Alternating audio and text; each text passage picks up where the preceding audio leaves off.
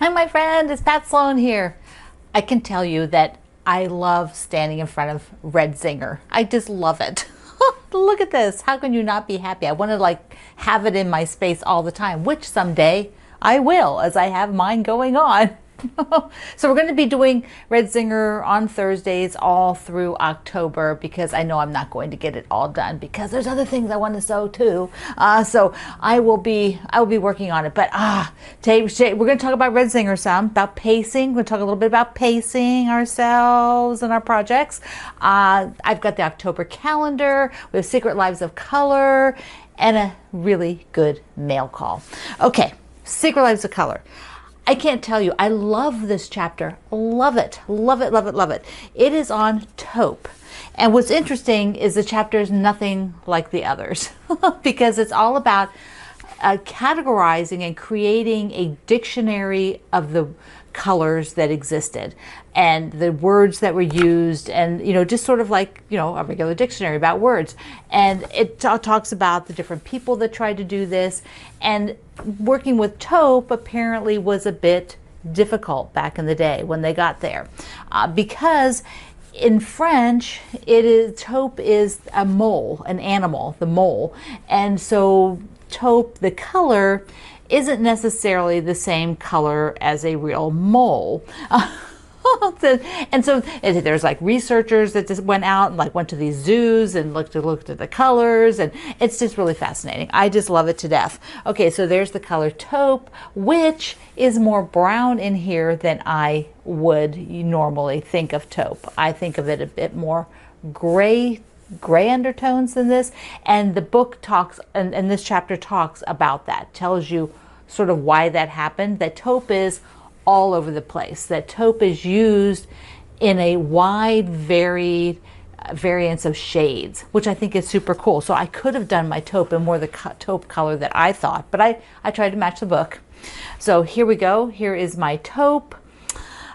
I like it against the green. I didn't realize it would look so good against this chartreusey green.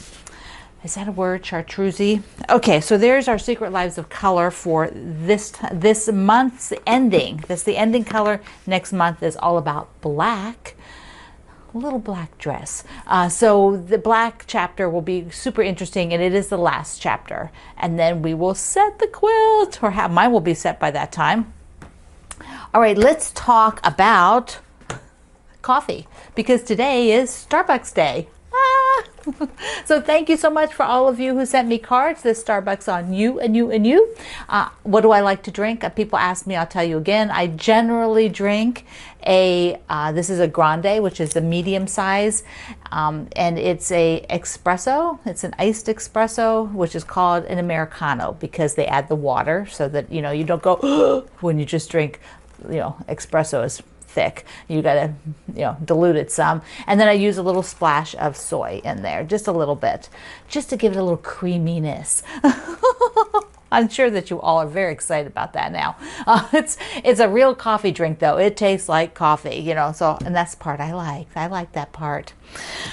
Okay, our October calendar. It's 2 pages, remember. We have the first page, which lists every day, has the calendar with some cute little things that, holidays. There are actually 700 holidays for October. Oh gosh, that is a lot. At least on this one website that I use. That's how many they have. They tell you that too. When you go, there are 700, for each month, they tell you. So it has all the different things. And then on the second page are projects that are ongoing, and then some of what's coming up. And there is a mystery announcement that's coming up, and it's coming up this week, but it's not coming up until another 2 days. So I had to put the calendar out. So I had to put mystery on there, but I'll remind you what it is. So you can download this today. Download it today. Okay, let's see. What should we do? I just have some, things that have to be sort of rearranged. Maybe that's it. Yeah. So this is from the my stars. with the ladybird. So all of this, I need to put it away now because I'm doing the binding on it. So that means all of this is done. It's quilted. I showed it to you what needs the binding. Behind here is the stack that I've decided to keep in. See the stack there? I decided to keep that in here because I really need to focus and get that done, get that stack done. So this needs to get put away. Those fabrics have to just be put onto the shelves, because I think I want to do a couple blocks and start the spooky sampler, or the spooky box. What do you call it? It's not sampler. It's a quilt. Oh, the spooky mystery box. But here is the pattern, whereas I showed it to you the other day, right? Look, just look how cute it is. So I don't know. It is just so darling. I'm thinking I'm going to do at least enough for a table runner like Gina Tell did, and I showed you that. It's at my link. It's linked at the website. But it's so cute, and you can still get this box. You can still get this with all of its goodies. So I'm thinking about that. You know, it's kind of one of those deals where if I don't start it, it just won't get done at all, you know, and I'll end up, you know, giving it to somebody else to finish at some point. But I thought, you know, I'd really like to make them because I'm sort of into the ghosts right now, and I like the alternating block. Well, there you can see it better. The alternating block, I just love how that all works out together.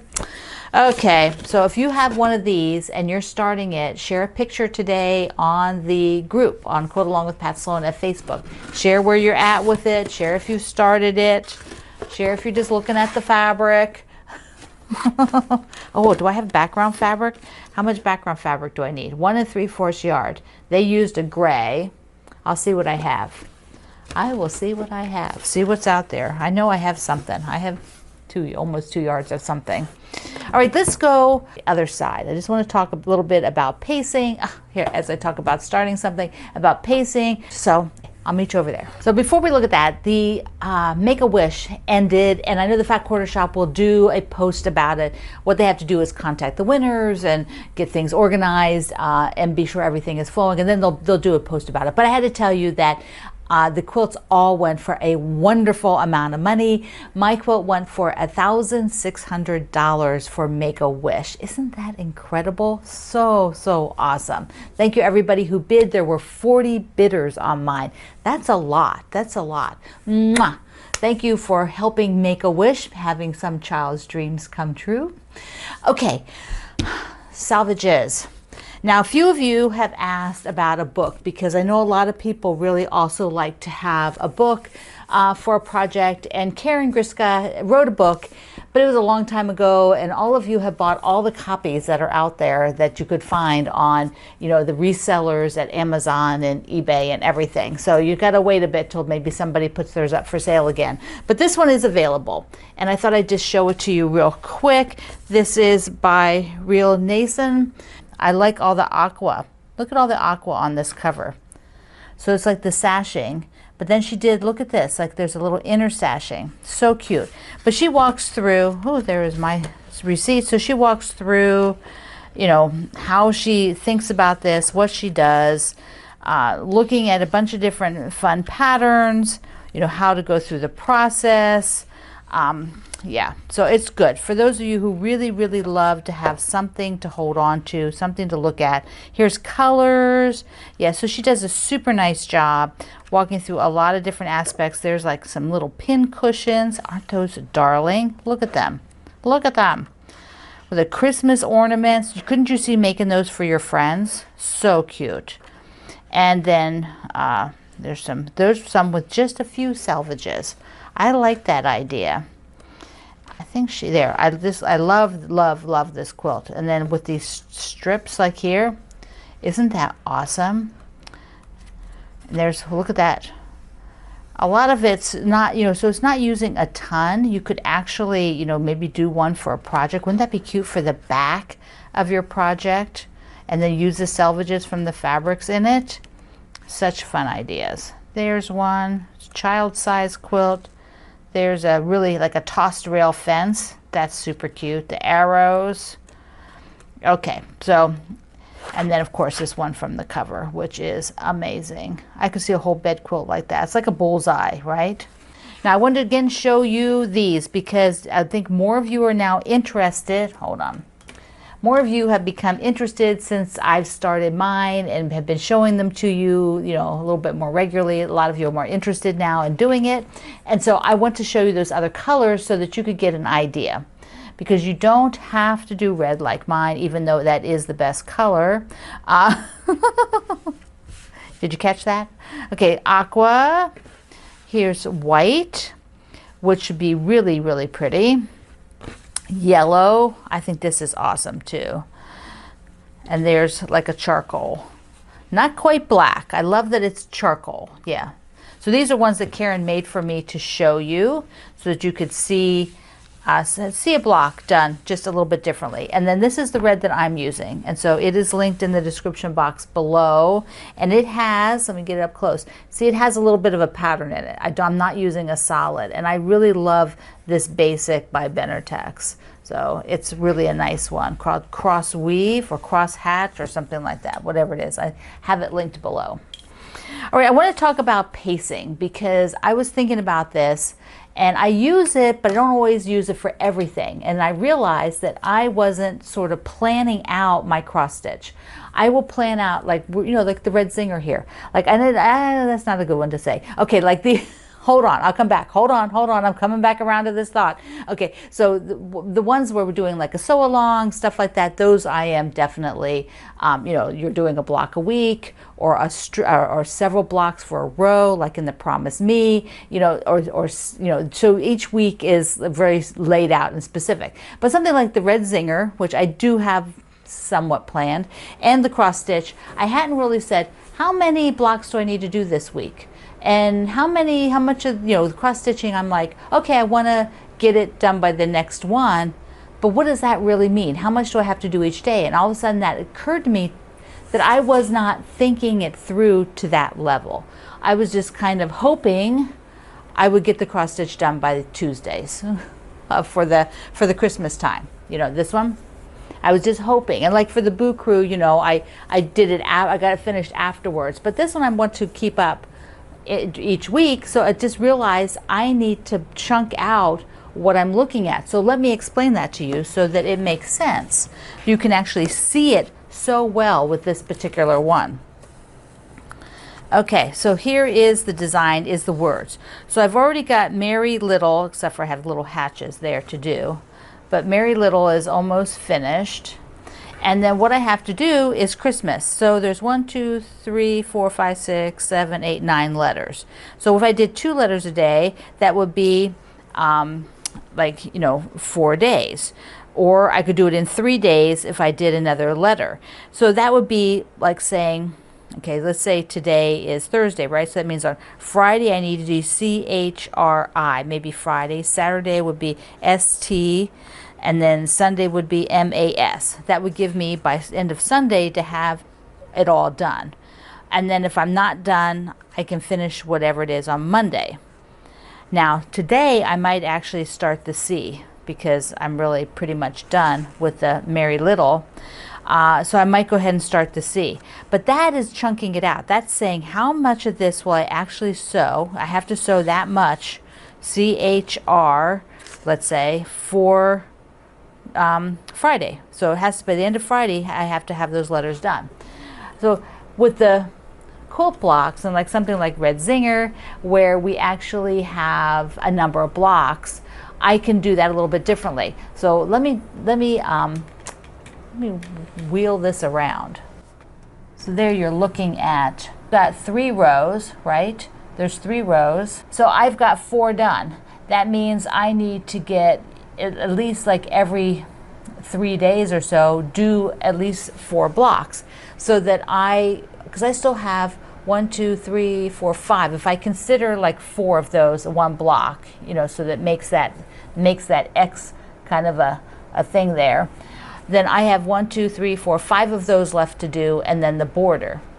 I found that I could do 4 in one night. So that means I would need 5 days. If I were doing that every single night, it would be 5 days to get the rest of the blocks done. Now I don't need to work at that particular pace, but maybe I should try for every other day and then start working on the sashing, because I want to do the spooky box.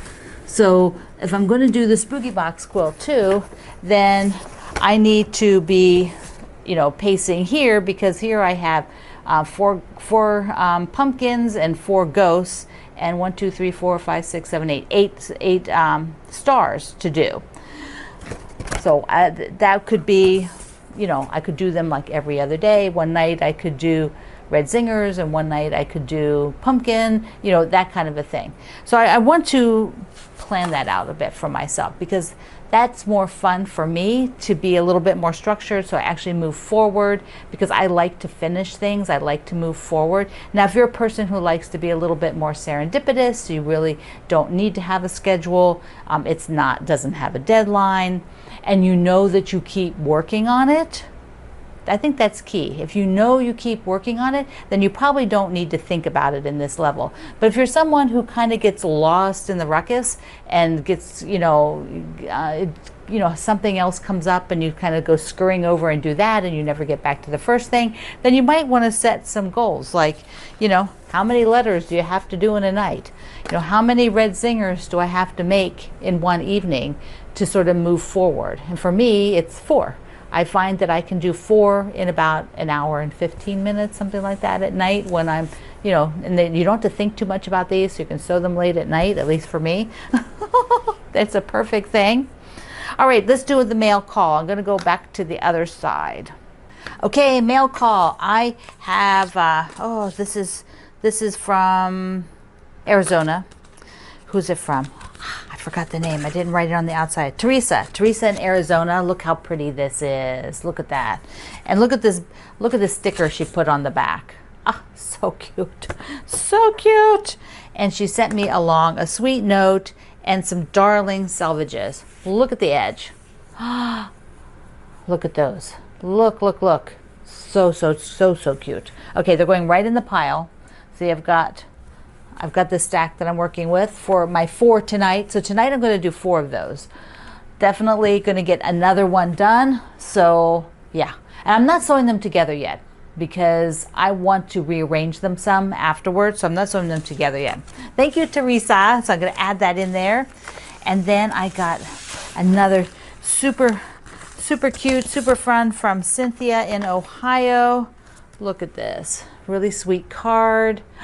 We have cardinals. We have lots of cardinals. That looks like a bluebird, doesn't it? We have those too. We have beautiful bluebirds. So she sent me a really nice note and a bunch of fun selvages. There's Route 66. Look at these. Look how fun. Look at that fabric. I love that in there. And just, there's some panthers. Oops, can you see them? Look on there on the edge. Cute. And she sent me, look at this. I've never had one of these. It's a telescoping magnet. And she said she got it like at Harbor Freight. But it's also angled, which I thought was really cool, so that it can, be sucking up those pins that we drop on the floor. Thank you. Mwah. It's awesome. Then I got not 1, but 2 mail calls from Australia. Okay, first is from Kendall. And I have to tell you that Kendall's our ambassador, and he also does Tupperware. And he was telling me about this really cute thing that they had in Australia for Tupperware that we don't have here in the U.S. So I couldn't get it in the U.S. So he managed so that I could purchase one. And it's a super cute little thermos. Wait, you got to see it. Look. Look how darling that is. I'm so excited. Got a little, thing to, so cute. It's just right for me. And now that it's going to be getting chillier, it'll be nice to keep a pot, sort of a little bit warm, a little different warm than sitting on the burner, which tends to keep cooking it. And I don't really like that. Thank you, Kendall, for finding that for me. And then he sent me some goodies. Let's open them. I didn't open them. This is his quilting website. For those of you in Australia, anybody that normally hires, well, you can order from the U.S. too, but anybody who normally does mailings from Australia, check him out. So, look at these. Look at these fabrics. They're a black and white bundle with some colors added. Very, very Kendall. Yeah, so he carries these in his store. Look at them. So darling. I love it. The hexagons and dots, dots, dots, dots. And then a beautiful black and white. Maybe this black will be perfect for the next chapter of Secret Lives of Color. These would be perfect for borders or backings or something like that, wouldn't they, for Secret Lives of Color? Yes, that would be too. That would be cute for a cute border. Okay, then he also sent me some plaids because I told him how much I liked the plaids he was using in one of his projects. Look, they are so beautiful. The black and white. That would also be good with Secret Lives of Color. You know, you can add black and white to anything. Maybe not mine so much. I got pastels. I love this yellow and red, red, red, everything red. Thank you, Kendall. I'm so excited about the thermos. Okay, and the other package from Australia, can you guess? Okay, take a guess. 1, 2, I'll give you 3 seconds. 1, 2, 3. Alrighty, guess who showed up? Norm and Nanette. Ta-da! With, here he is, Baby Bob.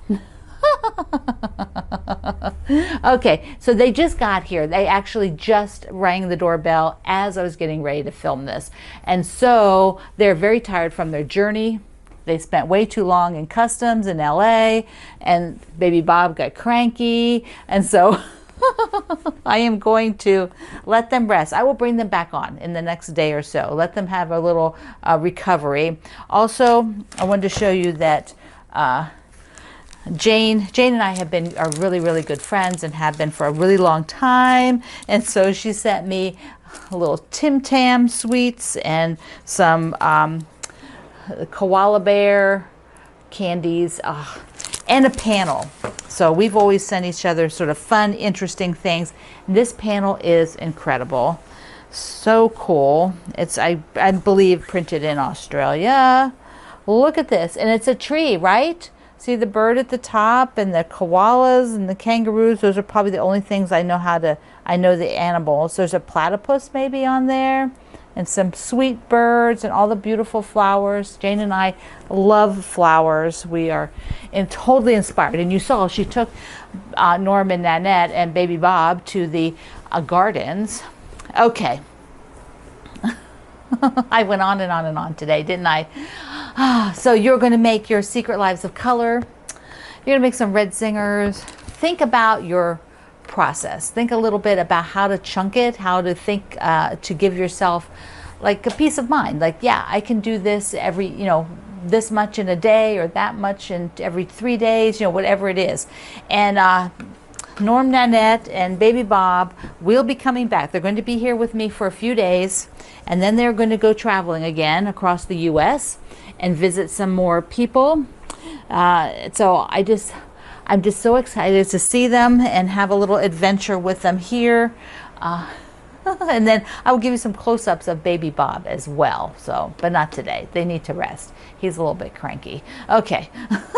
I love you. Mwah. Thank you for being here in the Sloan Zone. I will see you online.